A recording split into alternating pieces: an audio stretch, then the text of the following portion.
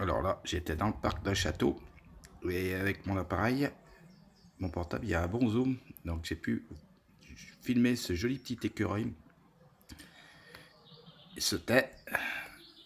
Regardez si c'est joli. Voilà.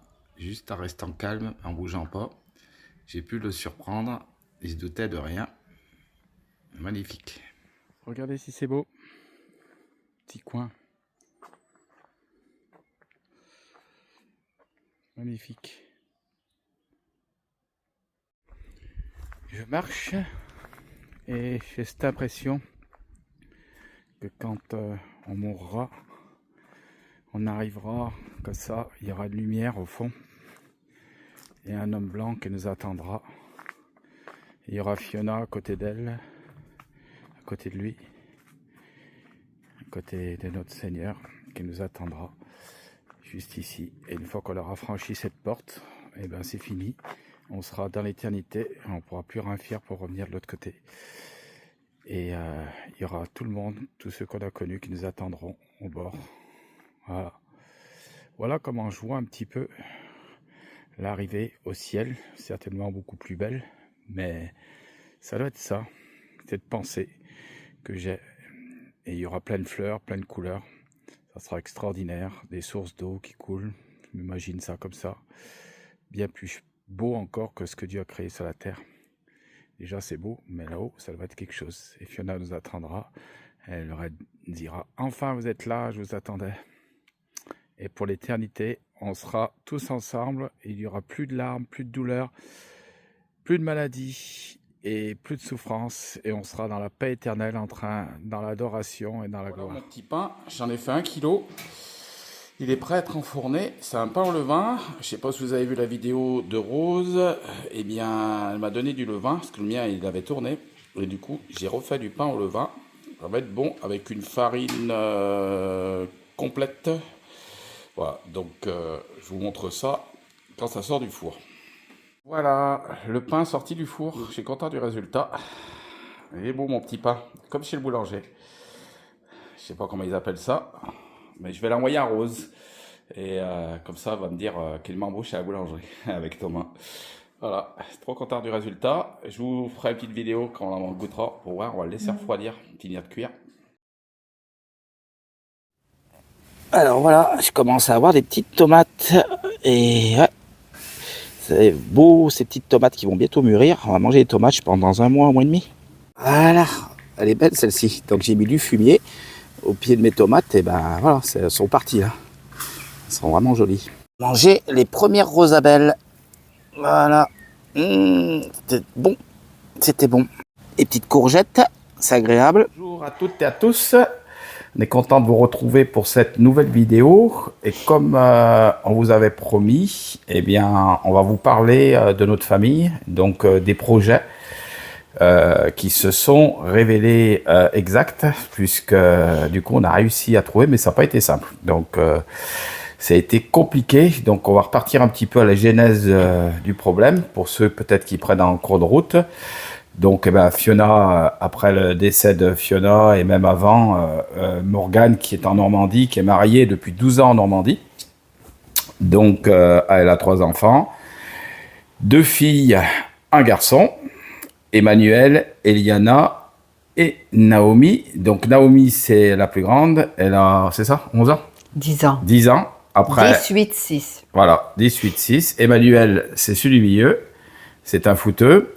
Et puis, Eliana, eh ben, c'est la petite qui est née, elle, particulière, parce qu'elle est née dans la baignoire à la maison, sans faire exprès. Chez eux. Chez eux. On en avait parlé. Donc, du coup, bah, Morgane voulait vraiment revenir habiter ici. Elle sentait que... voilà. Et Alexis, l'année dernière, à cette époque, n'était pas encore vraiment décidé. Et nous, on voulait surtout pas les brusquer. Et on voulait que tous les deux soient d'accord. Et puis, quand il est venu et qu'il a vu Fiona dans l'état où elle était, il a dit oui, je comprends qu'il faut qu'on revienne. Et donc, après le décès, ben, ça a accéléré les choses. Et on a décidé d'essayer de faire un projet pour se rebondir. Et on a voulu donc acheter une maison ensemble, une grosse maison. Et au niveau du notaire, on avait été voir le notaire, il nous avait dit qu'il faut faire une division. Donc, votre fille aura une partie sur un plan avec un géomètre et vous aurez une autre partie de la maison. Donc on regardait, on était parti là-dessus, on avait regardé combien, une quinzaine de maisons on a visité, au moins. Et puis un coup, on tombe sur la maison idéale. Un espace qui était en bas pour nous. Bon, il y avait des travaux, il y avait 2 chambres à faire, une salle de bain, il y avait quand même pas mal de travaux d'aménagement. Il y avait une piscine devant, et en haut, au-dessus, donc nous on a aménagé une partie du garage. Décalé. C'était bien séparé, et au-dessus, donc au-dessus du garage, il y avait une habitation pour Morgane, qui faisait presque 250-300 mètres carrés. Et donc la personne, on va la voir, on s'arrange sur le prix. Et puis, je lui dis, bah, écoutez, elle me dit, nous, on veut de l'argent, on veut pas qu'on fasse un compromis long avec une vente. Voilà, elle voulait qu'on fasse un pré-relais. Donc, j'ai dit, bah, pas de problème. Donc, je contacte un courtier. Le courtier me dit, écoutez, bah, ça fonctionne, ça fonctionne, ça passe. Il me fait le papier, je l'envoie à la dame et je lui dis, écoutez, je prends rendez-vous chez le notaire et puis je vous donne les dates. Donc, je donne les dates et quand j'ai donné les dates, peut-être 2 jours après, elle me rappelle, je dis, bah, impeccable, elle va me donner la date pour signer. Et puis, elle me dit, ah, bah, désolé, mais en fait, il y a quelqu'un qui est passé, qui avait l'argent, donc différent de vous. Et donc, on a préféré la vendre à cette personne. Et c'est vrai que, bon, elle savait la situation, pourquoi on achetait. Et bon, bah, ça n'a pas changé grand-chose. Du coup, on a été vraiment déçus. Les petits, ils ont dit « Ah, on nous a volé notre maison et tout. » Et on ne comprenait pas, quoi. Et puis, on a dit « Bon, bah, si c'est ça, et c'est qu'il y a un autre plan. » Donc, nous, ce qu'on fait, c'est qu'on prie. Donc, on a prié Jésus-Christ et en lui demandant de voir qu'est-ce qu'il fallait acheter, quelle était la meilleure option. Voilà. Et puis, donc, on a vu que ça se fermait. Et à Morgane, on lui a dit, elle va commencer à rechercher des maisons, voir si on peut acheter. Et puis, elle voulait louer au départ, non, des maisons à louer. Et puis, elle tombe sur à côté. Elle avait fait un rêve, c'est ça? Ah oui, alors elle avait rêvé un jour, bien avant qu'Alexis se décide à déménager. Il y a longtemps qu'elle veut venir, mais elle n'a jamais mis de pression particulière. Et il y a bien 2 ans, peut-être, elle a fait un rêve et elle a vu son mari se précipiter à chercher une gazinière pour déménager à Bonson. Alors elle dit, bah, c'est bizarre, j'ai fait un rêve, puis c'était un rêve quand même clair. Et du coup, comme elle avait rêvé un peu, elle avait une image de Fiona malade, bien avant qu'on sache que Fiona était malade. Donc c'est vrai, souvent Morgane, elle a des rêves un peu comment on dit, qui se réalisent, quoi. Pas tous, heureusement ou malheureusement, ça c'est des bons rêves. Mais là, pour Fiona, c'est vrai qu'elle m'avait dit il y a très longtemps, j'ai vu Fiona malade, elle était à genoux, enfin voilà.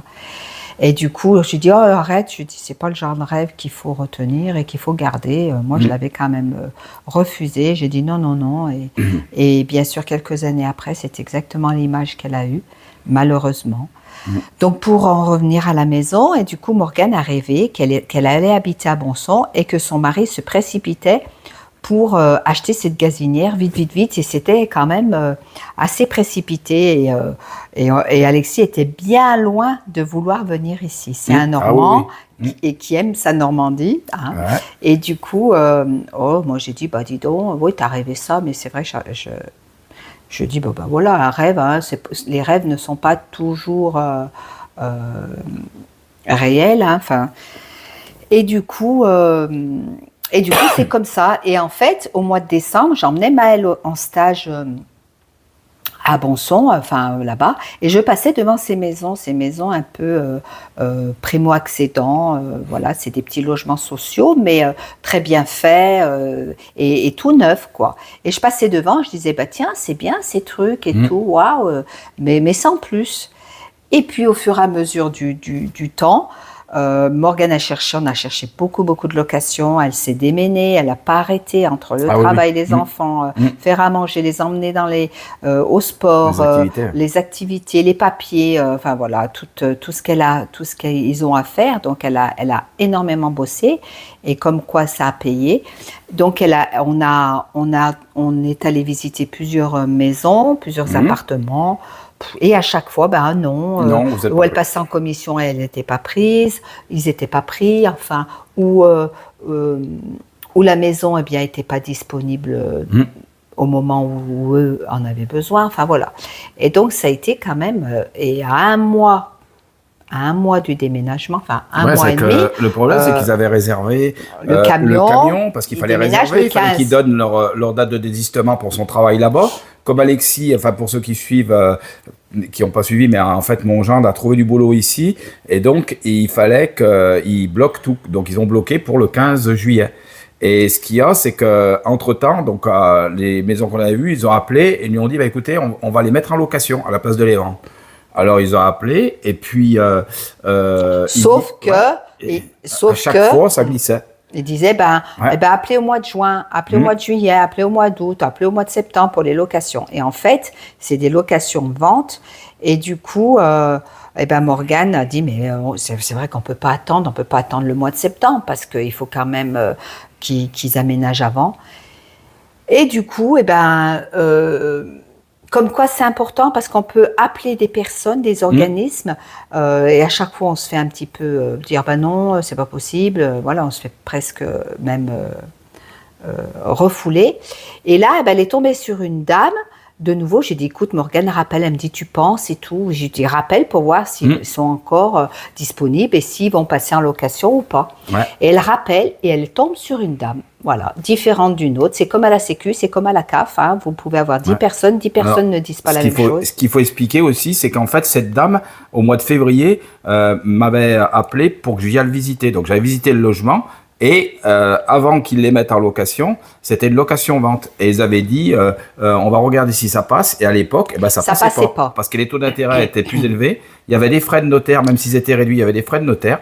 Et du coup, bah, fini là, maintenant. Donc, ça passait pas du tout en février. Donc, on avait laissé tomber complètement. Et c'est après, au mois de juin, je crois, qu'une dame l'appelle, Morgane, en lui disant, vous êtes toujours intéressé pour la vente? Et Morgane, elle dit, ben non, c'est pas possible, ça passe pas. Et elle dit, bah, écoutez, on va les passer en location. Et c'est là qu'on attendait tous les mois, appelez dans 15 jours, appelez dans un mois, on va voir s'ils sont en location. Et du coup, on a dit, mais non, on ne peut pas attendre jusqu'au mois de septembre, il faut quand même quelque chose. Et donc, c'est cette dame, quand elle a appelé Morgane au mois de juin, je lui ai dit, bah oui, il faut avoir un peu de culot. Et elle a rappelé et elle lui a dit, bah, écoutez, votre situation m'intéresse. Et elle lui a expliqué qu'ils allaient travailler ici, qu'ils avaient 3 enfants. Elle a dit, mais écoutez, avec le taux, comment ça s'appelle en fait, c'est un taux 100% patronal. Ouais, c'est ça. C'est comme il avait trouvé du travail et qu'il avait son contrat. Il changeait de travail. Du coup, il a pu bénéficier d'un prêt pour les entreprises de plus de 11 salariés, je crois que c'est. Et donc, il a pris un prêt à taux vraiment minime, je crois que c'est un prêt à taux zéro. Voilà. Et après, le reste, c'est un prêt conventionné, normal, qu'elle doit prendre dans une banque pour compléter. Mais en plus petite somme. Voilà. Donc, du coup, là, ça passait. Et elle lui a dit, bah, écoutez, la courtière de l'organisme va vous appeler. Et du coup, elle lui a dit, mais ça passe juste, mais ça passe. Ouais. Et voilà notre aventure. Alors, ce qu'il faut rajouter, ce qui est ça là, extraordinaire, parce qu'on avait prié au départ et on voyait que ça se fermait, on ne comprenait pas. On dit, Seigneur, mais pourquoi on doit peiner encore pour avoir un logement et on voyait que le compteur il tournait. Mais j'avais reçu une parole, moi j'avais dit à Morgane, je lui avais dit, tu sais, j'ai reçu cette parole, c'est Dieu il dit dans l'évangile, Dieu nourrit les oiseaux du ciel, à combien plus forte raison, vous qui êtes ses enfants, et ben pourquoi il vous nourrirait pas? Mais bien sûr qu'il pourvoit à votre vie. Donc j'ai dit, écoute, reste confiante, on a prié, et l'extraordinaire c'est qu'en fait, pourquoi ça a passé? Parce qu'en fait, il y avait plus de frais de notaire, alors qu'avant il y en avait. Ils ont annulé les frais de notaire, donc lui ont fait une remise de 2500 € supplémentaires, donc ça a baissé le prix. Et grâce au prêt 100%. Grâce au prêt aussi 100%, patronal, ça fonctionnait. Donc du coup, si elle l'avait acheté avant, elle aurait payé beaucoup plus cher. Et là, le fait de l'acheter maintenant, il la paye moins cher. Et ils sont exonérés aussi, c'est un gros avantage, ils sont exonérés de taxes foncières pendant 14 ans. Oui, c'est les logements primo-accédants. C'est ça. Voilà notre histoire. Donc du coup, ils arrivent le 15 juillet, le jour de notre anniversaire de mariage. Ça fera 35 ans. Voilà, c'est un beau cadeau. Voilà, là, bien sûr, c'est des moments assez difficiles, on va dire l'été. C'est bien que nos enfants soient là parce que c'est tous les souvenirs. C'est vrai que bientôt, c'est le 13 juillet, c'est mon anniversaire. Et Fiona m'avait fait une petite surprise avec des amis, même si elle était très malade. Elle était venue un soir faire un petit apéritif. Ouais, voilà, et c'est vrai qu'elle avait beaucoup de fièvre, et comme d'habitude, quoi, c'était toujours comme ça. Donc bientôt aussi, au mois d'août, eh bien, c'est son anniversaire, le 15 août. Donc c'est toutes des petites choses, et après on bascule sur septembre où elle a été très malade, avec voilà, toutes les images, et après le mois d'octobre. Donc on se dit, cette première année, qu'elle passe, parce que c'est peut-être la plus dure, peut-être pas, je sais pas, mais en tout cas, c'est vrai qu'on se dit que cette première année passe. Ouais. Voilà, donc ça nous a mis un peu du baume au cœur, puis d'avoir nos petits-enfants à côté, parce qu'en fait, Bonson et Saint-Rambert, c'est à 3 kilomètres. Donc c'est extra. En plus, ils ont en face de la maison qu'ils ont achetée, c'est une petite maison, je vous mettrai la photo. C'est une maison, bon, c'est des maisons collées, hein, c'est pas des super baraques, c'est pas mais le ils ont quand super même, logement. Elle voulait 4 chambres, elle a eu 4 chambres, elle voulait une suite parentale, ils ont une suite parentale. Elle fait 120 mètres carrés la maison, avec un petit bout de terrain et une terrasse. Donc on espère que cette maison, il y aura, on va dire, l'harmonie autour, parce que de vivre avec les gens, les voisins. Voilà, écoutez, de toute façon, c'est comme ça. Parfois, on ne choisit pas toujours. Et puis. Voilà. En tout cas, c'est vraiment, comment dire, une grande joie d'avoir nos petits-enfants juste à côté. On pourra aller les chercher à l'école, on pourra passer rapidement, parce que c'est juste à 3 kilomètres. Donc, c'est vraiment génial pour nous. On remercie notre Seigneur pour nous avoir aidés. Voilà. Alors, bien sûr que vous allez dire, oui, mais ça n'a pas été facile. Oui, c'est vrai. Mais les choses sont jamais simples. Mais Dieu nous conduit toujours si on sait, si on essaie d'écouter sa voix, et puis qu'on lui fait confiance. Faire confiance, c'est avoir la foi. Et on a mis notre foi en disant, c'est Dieu qui va nous aider. Alors, bien sûr que les gens qui n'ont pas Dieu, ils disent aussi, ils arrivent à trouver des apparts. Bien sûr, parce que Dieu bénit les gens qui le connaissent et ceux qui ne le connaissent pas. Après, ça sera une autre histoire quand on passe de l'autre côté de la barrière. Et là, il y aura vraiment une différence, parce que Dieu ne fera une différence, forcément. Il est venu sur terre pour donner sa vie pour nous. Et il a versé son sang sur la croix pour nous et ses souffrances. Donc forcément, il ne l'a pas fait pour rien, il l'a fait pour que ceux qui croient en lui ne périssent pas, mais aient la vie éternelle. Donc ça veut dire qu'il y a un danger de périr, mais périr, c'est dans le sens, on est immortel. Donc de toute façon, puisqu'on a un esprit et une âme, mais ceux qui n'ont pas rencontré le Christ, eh bien, ils ont un esprit qui est pas vivé par le Saint-Esprit, qui ne connaissent pas Dieu, et donc ils seront, dans une sorte de bulle, enfermés, loin de Dieu. C'est ce qui est malheureux, et alors que ceux qui auront connu le Seigneur reconnaîtront tout de suite Jésus dans le ciel, et il les accueillera, voilà, les bras ouverts, parce qu'on est ses enfants, et il nous a donné à tous, il a donné le pouvoir de devenir enfants de Dieu.